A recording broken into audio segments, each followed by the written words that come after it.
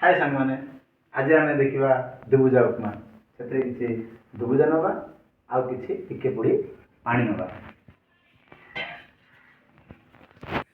हाँ neat and clean सफा युक्त दीटा प्याज आउ दीटा टमाटो आउ किसी शुखला लंका नहीं आम बनइबा आमर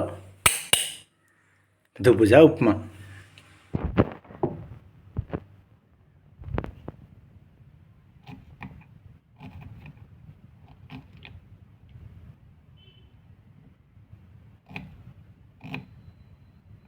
जिते सरू हम से भल नहीं जिते मोटा हम से भल।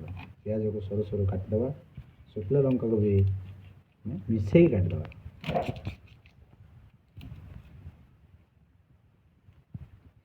कंचा लंका थिला आहरी भल। टमाटो को भी सही भाया सरू सरू कर काटिदेव।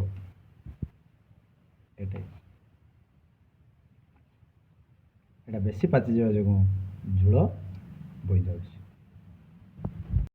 तुम्हें मुंडीटा को बाहर करी तले पकईदेव तापर टमाटो ना आस्ते आस्ते कर काटिदेव। एबे आमे उपमा बसैबा। प्रथम कड़ाईटी को भल भाव धोई चुली बसैबा पुणी रेगुलेटर को ऑन करी लाइटर साइज आम गैस को लगे। कड़ाईटी बर्तमान बसई देचे एबे गरम होइछे ना चेक करिया। कैमरामैन टिके देखंदु कि चेक करा जाउछ। एंती के पानी पकेले जानिबो जे कड़ाईटी गरम हो जाइछ। तापर आमे हम जाते दरकार होउछ सेति आमे तेल पकेइबा। देखंतु तेल पकेइबा टिके पकेइले जदि हबो नहीं आउ टिके पकेइबा। उठला नहीं मन भरला नहीं ताले आउ टिके तुम पकेइ पारिबो। हेले मते जदि आउ पाइला नहीं आउ टिके तुम पकेइबा। ताहले एबे हमें कोन करिया वर्तमान आमे प्रथम सुखिला लंका को नहीं तेल गरम हवा देखी पकई पारिबा। पकईला चुनु चुनु करी काटी देथिबा प्याज गुडी को मध्य पकईबा।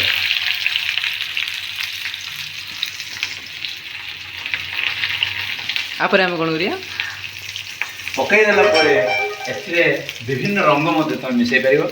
जेपरि हलदिया नील कला धला ग्रीन कलर तुम चाहिए मध्य से भाया सेम टू सेम कर आम कौन पकाया बर्तमान ए चीनी एटा केवल रंग पाई।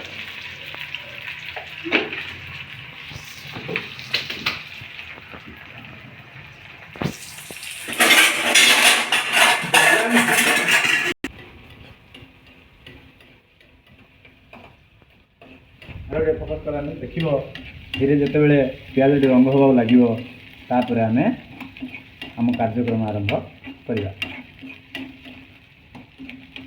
छाड़देव ए पड़ी एसे किसी अल्प परिमाण रे लुण पकईदेव जो प्याजटा जल्दी सीझी जहाँफल गैस सेव हो पार।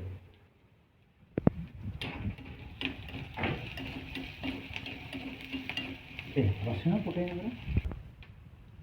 जेहेतु आम बिना प्याज रसुण करते तेना आम रसुण पकईवा ना बिना प्याज सीझीगला आम बिना प्याज रसुण बनइबा।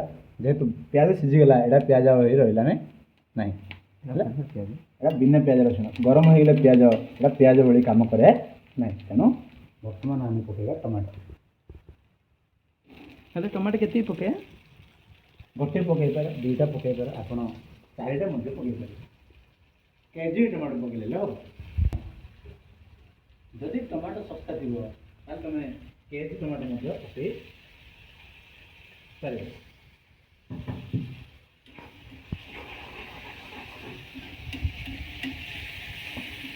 एमती घांटले कौन हम एमती घांटले प्याज टमाटो भल भाव मिसिज आउ रेसिपीटा आम स्वादिष्ट हो।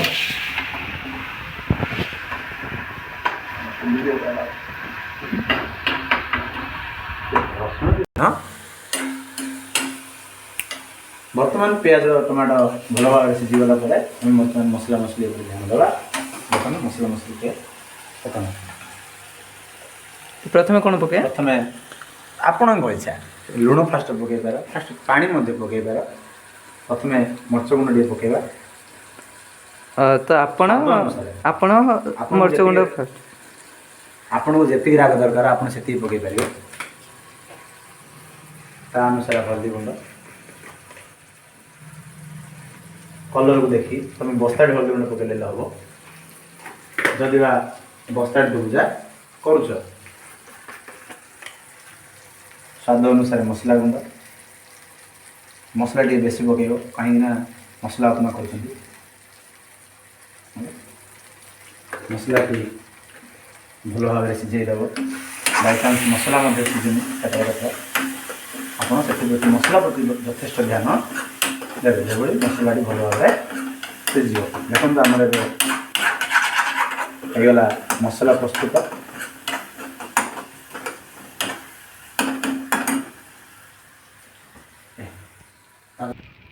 ମସଲାଟି ଭଲ ଭାବରେ ସିଝିଗଲା ପରେ ତାକୁ ଏମିତି ଛାଡ଼ିଦେଇ ଲୋ ଫ୍ଲେମ୍ରେ ଛାଡ଼ିଦେଇ ଆମେ ଦେଖିବା ଜୁବୁଜା ଆଡ଼କୁ ଧ୍ୟାନ ଦେବା। ଜୁବୁଜାକୁ ପାଣିରେ ପକାଇବା, ଟିକେ ଟିକେ କରି ପକାଇବା, ଯେପରି ଜୁବୁଜା ବୁଡ଼ିଯିବ। କ୍ୟାମେରାମ୍ୟାନ୍ ଟିକେ ଦେଖନ୍ତୁ, ଯେତେବେଳେ ପର୍ଯ୍ୟନ୍ତ ଜୁବୁଜା ବୁଡ଼ିନି ଆମେ ଆଉ ଟିକେ ପାଣି ପକାଇ ଚାଲିଥିବା। ଦେଇଯିବ।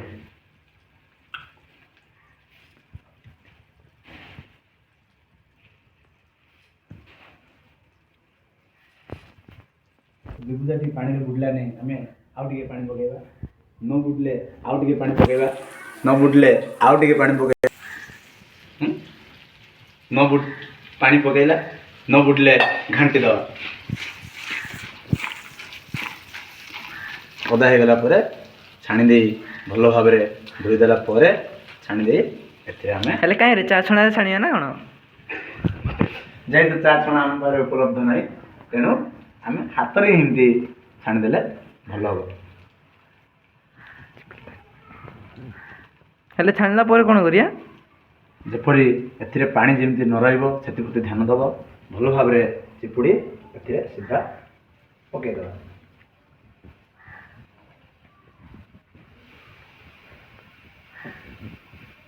ଯଦି ପୁଡ଼ିଯିବ ପୋଡ଼ା ମସଲା, ଯଦି ଭଲ ହେଲା ଭଲ।